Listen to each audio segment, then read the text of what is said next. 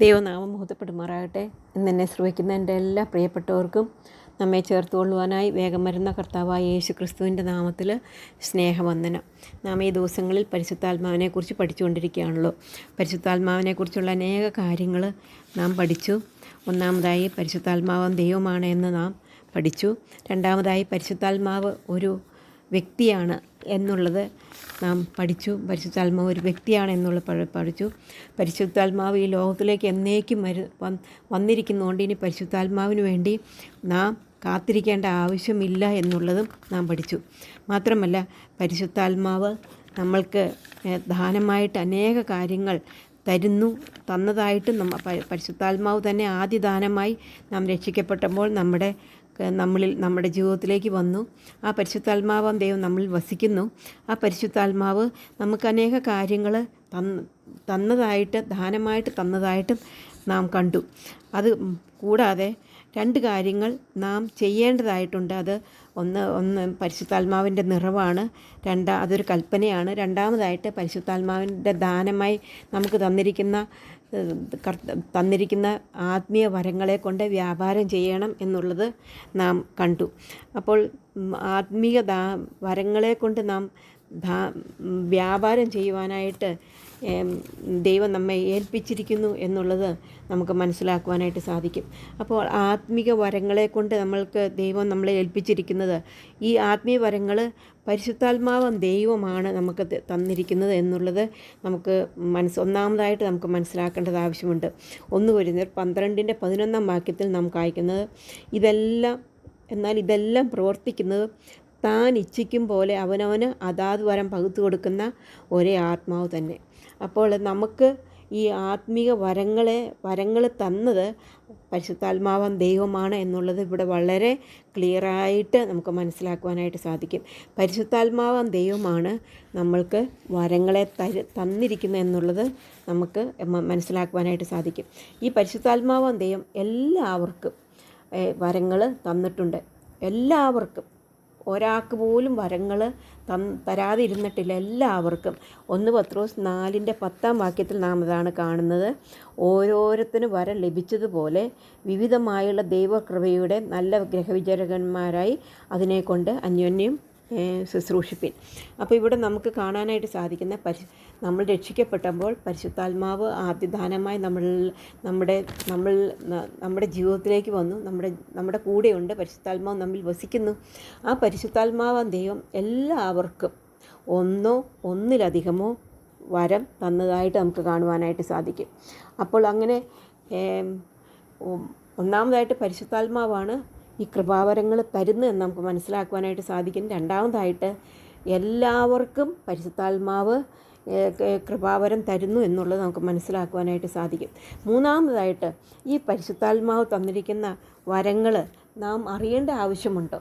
പരിശുദ്ധാത്മാവ് നമ്മൾ രക്ഷിക്കപ്പെട്ടു, പരിശുദ്ധാത്മാവ് നമ്മളിൽ വസിക്കുന്നു. അതുകൊണ്ട് നിങ്ങൾ ദൈവത്തിൻ്റെ മന്ദിരമെന്നും ദൈവത്തിൻ്റെ ആത്മാവ് നിങ്ങൾ വസിക്കുന്നുവെന്നും അറിയുന്നില്ലയോ? ദൈവത്തിൻ്റെ ആത്മാവിനെ വസിക്കുന്നതുകൊണ്ട് നമ്മളെ പവിത്രമായിട്ട് നാം സൂക്ഷിക്കണമെന്നറിയാം.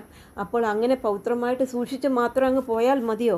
അതോ നമ്മൾക്ക് ദൈവം തന്നിരിക്കുന്നതായിട്ട് ആത്മീയ വരങ്ങളെക്കുറിച്ച് നാം അറിയേണ്ടതായിട്ടുണ്ടോ എന്നുള്ളത് നാം ചിന്തിക്കേണ്ടത് ആവശ്യമുണ്ട്. നമുക്കൊരു വേദഭാഗം വായിക്കാം. 1 കൊരിന്ത്യർ 12:1 വാക്യത്തിൽ നാം കാണുന്നു, സഹോദരന്മാരെ, ആത്മീക വരങ്ങളെക്കുറിച്ച് നിങ്ങൾ അറിവില്ലാതിരിക്കരുത് എന്ന് ഞാൻ ആഗ്രഹിക്കുന്നു. ഇവിടെ വ്യക്തമായിട്ട് പറയുന്നുണ്ട്, ആത്മീക വരങ്ങളെക്കുറിച്ച് നാം അറിയണം. ആത്മീയ വരങ്ങളെക്കുറിച്ച് നമ്മൾ അറിഞ്ഞെങ്കിൽ മാത്രമേ നമ്മൾക്ക് അതുകൊണ്ട് വ്യാപാരം ചെയ്യുവാനായിട്ട് സാധിക്കുകയുള്ളൂ. ഒരു കാര്യം നമുക്ക് ഉണ്ടെന്നറിയാതെ അതുകൊണ്ട് നമുക്ക് എന്തെങ്കിലും ചെയ്യാനോ സാധിക്കുമോ? സാധിക്കത്തില്ല.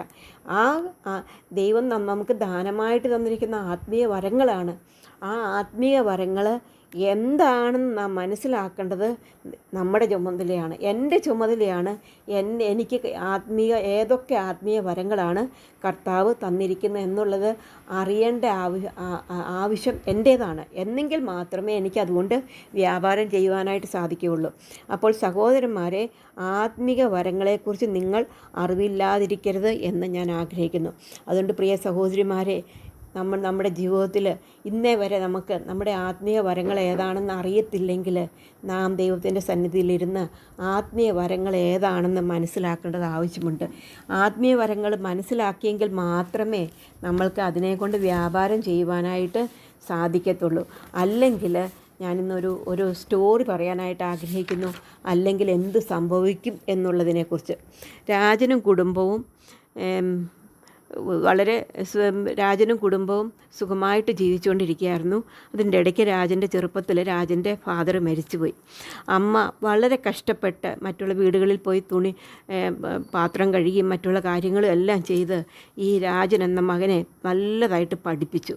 അങ്ങനെ പഠിപ്പിച്ച് അവൻ അധ്വാനശീലമുള്ളൊരു പയ്യനായിരുന്നു. അവൻ പഠിത്തമെല്ലാം പൂർത്തിയാക്കി അവനൊരു ജോലിയുടെ പ്രപ്പോസൽ ഫോറിനിൽ പോകുവാനായിട്ട് വന്നു. അപ്പോൾ അവളുടെ വീടിനോട് ചേർന്ന് കുറച്ച് സ്ഥലമുണ്ടായിരുന്നു. അതിൽ കൃഷിയൊക്കെ ചെയ്താണ് ഈ കൃഷി ചെയ്തും പിന്നെ മറ്റുള്ള വീടുകളിൽ പോയുമാണ് ഈ അമ്മ മകനെ പഠിപ്പിച്ചത്. എന്നാൽ ഈ വീടൊഴിച്ച് ബാക്കിയുള്ള സ്ഥലമെല്ലാം വിറ്റ് ആ മകനെ വെളിയിലേക്ക് അയക്കുവാനിടയായിട്ട് തീർന്നു. മകൻ പറഞ്ഞു, മമ്മി ഞാൻ കുറച്ച് വർഷങ്ങൾ കഴിഞ്ഞിട്ട് വരുമ്പോൾ നമുക്ക് ആ വീട് ആ സ്ഥലങ്ങളൊക്കെ തിരിച്ച് മേടിക്കാം എന്നൊക്കെ പറഞ്ഞുകൊണ്ടാണ് ആ മകൻ പോയത്. അങ്ങനെ ആ മകൻ പോയി ദിവസങ്ങൾ കഴിഞ്ഞു. അമ്മ വളരെ ക്ഷീണിതനായിട്ട് തീർന്നു. അമ്മയ്ക്ക് ജോലിക്ക് പോകാനും വയ്യാത്തൊരു കണ്ടീഷനായിട്ട് വന്നു. അപ്പോൾ ദിവസങ്ങൾ അങ്ങനെ കഴിഞ്ഞുപോയി. അപ്പോൾ ഈ അമ്മ വളരെ സ്വയഭിമാനിയുള്ളൊരു സ്ത്രീ ആയതുകൊണ്ട് മറ്റുള്ളവരുടെ വീടുകളിൽ ഒരു സഹായത്തിന് വേണ്ടി പോകുകയോ അങ്ങനെ ചെയ്യുന്നത് അവർക്ക് അത് വലിയ ബുദ്ധിമുട്ടായിരുന്നു. അവർ ചെയ്യത്തില്ലായിരുന്നു. അപ്പോൾ ചുറ്റുമുള്ളവരെല്ലാവരും രാജൻ മോനെ കുറ്റം പറഞ്ഞു. ഈ അമ്മ എത്ര കഷ്ടപ്പെട്ടാണ് ഇവനെ പഠിപ്പിച്ചത്, എന്നിട്ട് എന്തുകൊണ്ടാണ് ഇവൻ ഈ അമ്മയെ നോക്കാതെ ഇങ്ങനെ ഇരിക്കുന്നത് എന്നുള്ളത് പറഞ്ഞു. അത് കഴിഞ്ഞിട്ട് ഒരു ദിവസം രണ്ടും കൽപ്പിച്ച് അമ്മ തീരെ വയ്യാതെയായി. ഒരു ദിവസം രാജൻ്റെ ഒരു കൂട്ടുകാരൻ വന്നിട്ട് അമ്മയെ കാണാൻ വന്നു. രാജൻ എന്നിട്ട് പറഞ്ഞു, രാജൻ നിങ്ങളെ അങ്ങ് മറന്നുപോയില്ലേ? ഇല്ലേ അമ്മ? ഇല്ലേ ആൻറ്റി, നിങ്ങളെ അങ്ങ് മറന്നുപോയില്ലേ എന്ന് പറഞ്ഞു. അപ്പോൾ അമ്മ പറഞ്ഞു, അമ്മയ്ക്ക് മകനെ ഇപ്പോഴും സ്നേഹം. അമ്മ പറഞ്ഞു, ഒരിക്കലും എന്നെ അവൻ മറന്നിട്ടില്ല. അവൻ എല്ലാ മാസവും കൃത്യമായിട്ട് എനിക്കൊരു എഴുതും. അതിൽ കൂടെ ഒരു ഭംഗിയുള്ള കാർഡ് പോലെയുള്ള ഒരു കാർഡും എനിക്ക് അയക്കുമെന്ന് പറഞ്ഞു. അപ്പോൾ എന്നെ അതുകൊണ്ട് എൻ്റെ മകൻ മറന്നിട്ടില്ല. അവൻ എല്ലാ മാസവും എനിക്ക് വേണ്ടി സ്നേഹത്തോടു കൂടി ഒരു കത്തെഴുതും. ആ കത്തെഴുതുന്നതിൻ്റെ കൂട്ടത്തിൽ എനിക്കൊരു കാർഡ് വായിക്കും. ഞാൻ ആ കാർഡെല്ലാം സൂക്ഷിച്ച് അവനെ ഓർത്തിരിക്കും. അവനെന്നെ മറന്നായിരുന്നെങ്കിൽ അവൻ എന്നെ ഒരിക്കലും എഴുത്തയക്കാതിരിക്കത്തില്ലായിരുന്നു എന്ന് ചോദിച്ചു. അപ്പോൾ ഈ കൂട്ടുകാരൻ പറഞ്ഞു, ഈ കാർഡ് അയക്കുന്നതുകൊണ്ട് എന്ത് വിശേഷം? അതിന് അമ്മയ്ക്ക് ആവശ്യമുള്ളതൊന്നും അയച്ചു തരാത്തതുകൊണ്ടല്ലേ അമ്മ ഇത്രയും ക്ഷീണിച്ചിരിക്കുന്നതെന്ന് പറഞ്ഞു. അപ്പോൾ അത് കഴിഞ്ഞിട്ട് ഈ കൂട്ടുകാരന് പെട്ടെന്ന് തോന്നി, ഈ കൂട്ടുകാരൻ ഈ രാജനെ നന്നായിട്ട് അറിയാവുന്നതാണ്. അതുകൊണ്ട് ഈ കൂട്ടുകാരൻ ചോദിച്ചു, ആ കാർഡ് ഒന്ന് കാണിച്ചു തരാമോ എന്ന് ചോദിച്ചു. അപ്പോൾ ആ അമ്മ ആ കാർഡ് കെട്ടായിട്ട് വെച്ചേക്കുന്ന എല്ലാ മാസവും അയച്ചു കൊടുക്കുന്നതാണ്. കെട്ടായിട്ട് വെച്ചിരിക്കുന്ന ആ കാർഡ് എടുത്ത് കൊണ്ടുവന്നു കാണിച്ചു കൊടുത്തു. അത് കണ്ട വഴി ആ കൂട്ടുകാരൻ പറഞ്ഞു, അയ്യോ അമ്മേ, ഇത് കാർഡല്ല, ഇത് ഡോളറാണ്. അപ്പോഴേക്കും അമ്മയുടെ ആരോഗ്യം വളരെ മോശമായിട്ട് കഴിഞ്ഞിരുന്നു.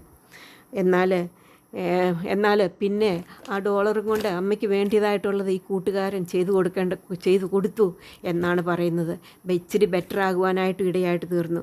എന്നാൽ പ്രിയ സഹോദരിമാരെ ഒന്ന് ഓർത്ത് നോക്കിക്കേ, ആദ്യം മുതൽ ആ മകൻ അയച്ച ഡോളറാണെന്ന് മനസ്സിലാക്കിയിരുന്നെങ്കിൽ, അല്ലെങ്കിൽ ആ ഡോളറാണ് എനിക്ക് എല്ലാ മാസവും കിട്ടിക്കൊണ്ടിരുന്നതെന്ന് മനസ്സിലാക്കിയിരുന്നെങ്കിൽ ഈ അമ്മ ഇത്രയും രോഗിയായിട്ട് പിന്നെ മരണാവസ്ഥയിലേക്ക് പോകുവാനായിട്ട് ഇടയായി തീരത്തില്ലായിരുന്നു എന്ന് നമുക്ക് മനസ്സിലാക്കുവാനായിട്ട് സാധിക്കും. അത് രാജൻ്റെ കുഴപ്പമല്ല. രാജൻ എഴുതുന്നുണ്ടായിരുന്നു അമ്മേ ഇതുകൊണ്ട്. പക്ഷേ അമ്മ അത് വളരെ കാര്യമായിട്ട് സൂക്ഷിച്ചു വെച്ചു. മകൻ വരുമ്പോൾ കാണിച്ചു കൊടുക്കാൻ വേണ്ടി അവൻ അയച്ചു കൊടുത്ത എല്ലാ ഡോളറും സൂക്ഷിച്ചു വെച്ചു. മകൻ പറയുന്നുണ്ടാകും, അമ്മേ ഇത് ഡോളറാണെന്നുള്ളത്.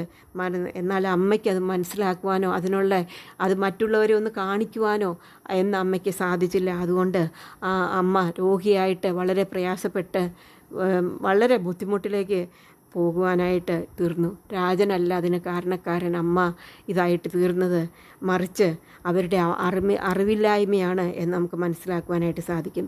അതുപോലെ തന്നെ പ്രിയ സഹോദരിമാരെ, ദൈവം നമ്മളെ രക്ഷിച്ചു, ദൈവം നമ്മളെ തൻ്റെ മക്കളാക്കി തീർത്തു. നമ്മുടെ സ്വർഗത്തിൽ നമ്മളെ ഇരുത്തിയിരിക്കുന്ന അവസ്ഥയിലാണ് നമുക്ക് പരിശുദ്ധാത്മാവ് ദാനമായിട്ട് നമ്മുടെ ജീവിതത്തിലേക്ക് പരിശുദ്ധാത്മാവ് വന്നു. ആ പരിശുദ്ധാത്മാവാൻ ദൈവം നമ്മൾക്ക് കൃപാവരങ്ങളെ തന്നിട്ടുണ്ട്. ചിലർക്ക് പല കൃപാവരങ്ങൾ ലഭിച്ചിട്ടുണ്ട്. ഒന്നുപോലും ഇല്ലാത്തവർ ആരുമില്ല. അതിലധികമോ കൃപാവരങ്ങൾ നമുക്ക് ലഭിച്ചിട്ടുണ്ട്.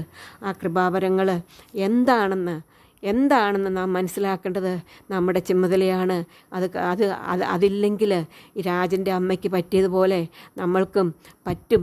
നാം വെറും കൈയായിട്ട് ദൈവത്തിൻ്റെ സന്നിധിയിൽ അയ്യോ ഞാൻ അറിഞ്ഞില്ലല്ലോ എന്ന് പറയുവാനായിട്ട് ഇടയായിട്ട് തീരും. അതുകൊണ്ട് ഗുണമൊന്നുമില്ല. നമ്മൾക്ക് നമ്മുടെ കൃപാവരങ്ങൾ നമുക്ക് ദൈവം കൃപാവരങ്ങൾ തന്നത് അതുകൊണ്ട് വ്യാപാരം ചെയ്യുവാനാണ്. അത് നാം അറിയാതെ പോയാൽ അത് നമ്മുടെ തെറ്റുകൊണ്ടാണ്. നമുക്ക് ദൈവം തരാഞ്ഞിട്ടല്ല. നാം അത് മനസ്സിലാക്കി ദൈവത്തിൻ്റെ സന്നിധിയിൽ ഇരുന്ന് എനിക്കുള്ള കൃപാവരങ്ങൾ എന്താണെന്നുള്ളത് കർത്താവിൻ്റെ പ്രാർത്ഥനയാൽ, കർത്താവിൻ്റെ കൃപയാൽ അത് നമ്മൾ അന്വേഷിച്ച് കണ്ടെത്തേണ്ടത് നമ്മുടെ ചുമതലയാണ് എന്നുള്ളത് ദൈവത്തിൻ്റെ വചനത്തിൽ നിന്ന് നമുക്ക് മനസ്സിലാക്കുവാനായിട്ട് സാധിക്കും.